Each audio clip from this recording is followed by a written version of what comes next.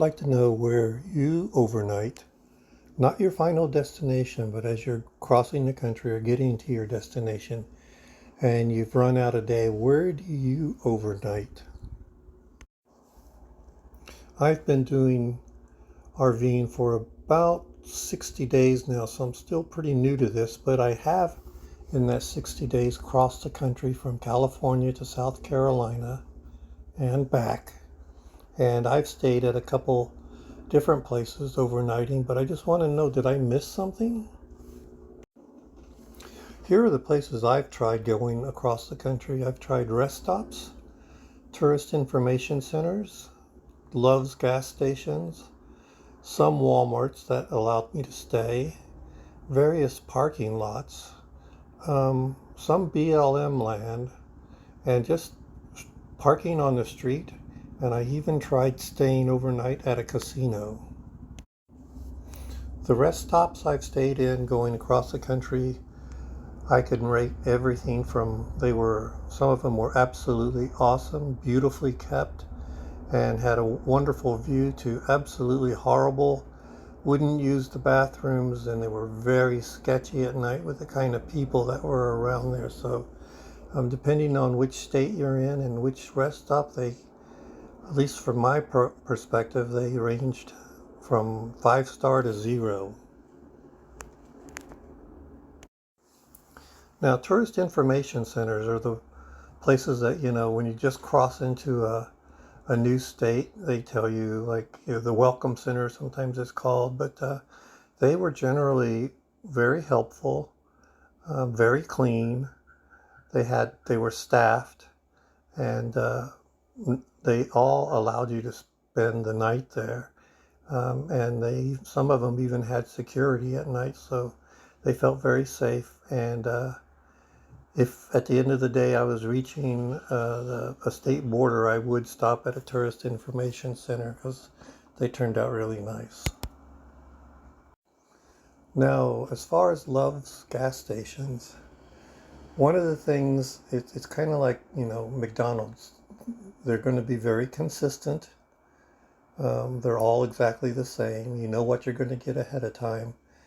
They're kind of noisy. Some of them can be very packed, so sometimes it's worth just going down the road to find another one. But you know what you're getting at Love's, and that's one of the nice things. Now, as far as Walmarts, there were some Walmarts that no longer took RVs, and some Walmarts that were okay with RVs. I found that the Walmarts in smaller towns, the Walmart superstores in a smaller town, were more ready to take an RV than Walmarts in big cities. I only parked in a couple places where I've just parked in a lot, and lucky for me, I got up and out early in the morning, and I never did get the dreaded knock. But I don't recommend this one unless you're just about ready to fall asleep. And once again, in a smaller town, a parking lot might be easier for you to get away with than in a big town. BLM land, I'm going to have to hold off on that one because, excuse me, most BLM land is in the south, in the deserty areas, and my experience so far is that you don't want to really overnight in BLM land in the southwest because it's just too hot. Yeah, street parking, I found that the smaller the town, the more they would be okay for you to just park on the street.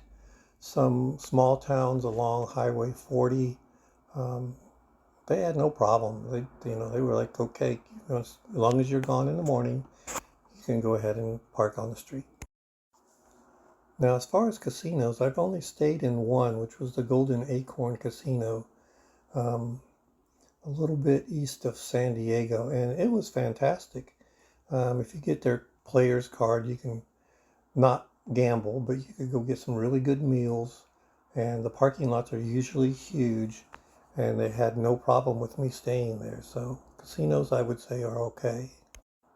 I just want to say, this is just me crossing the country and crossing back, and I've got a total of about 65 days on the road experience. So what am I missing? I mean, I don't want to do the harvest hosts and things like that that cost money, but are there other free things that are out there that I've just completely missed? If so, can you put them in the comments below? And thank you very much.